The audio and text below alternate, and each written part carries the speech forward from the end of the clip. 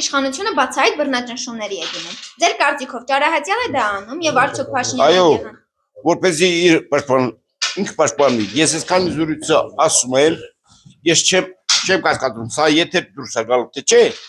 մինչև մի ժամ, երկու ժամը ես 100%-ով եւ միլիոն տոկոսով գիտեմ, որ ինձ են հետապնդելու, բայց արդարությունը մնում է արդարություն, մարդիկ անում են այն ինչ որ պետք է։ Այդ եղանակով նրան կհաջողվի 26-ին նորից ստանալ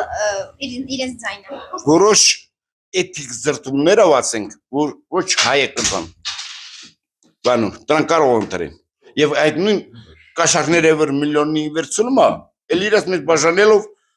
ընտրվելու, եթե մենք միասնական չլինենք։ Դրությունների ժամանակ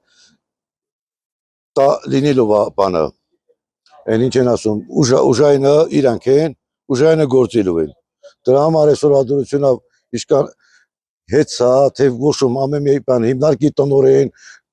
լրիվ հավաքարան ինակալիկն էլ իրակ դնում։ Վեր հավաքարան զաստավի տանն ասել 26 թվին պիտի ընտրես։ Լրիվ իրանք, օղակը լրիվ իրենք ալ իրանք։ Բռնաճնշումներով ոչ մի արդյունք չեն ասի։ Եթե իսկական հայը չպիտի իրան քվետա։ Իսկ ինչքան թուրք կա բանման թուրքացած հայեր հայկական ազգանուններով թուրքեր պետան իրան ձայն։ Ես որպես իսկական հայ չեմ տա։ Հետո ծեզանից հետո ինձ ձեր բակալի դու չեմ։ Չի ստանա քվեն։ Եթե ոչ թե չի ստանա, ինքը չի հասցնելու միջև ընտրությունները, միջև ընտրությունները կամ կխփեն, կամ կգողանան, կամ կհանեն։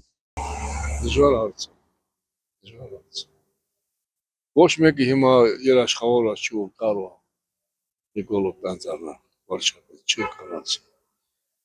Դժվար է։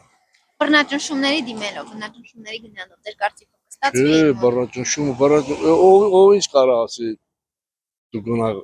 մարդու ընտրել, ոչ մեկն էլ։ Այսքան տարիներ ինչքան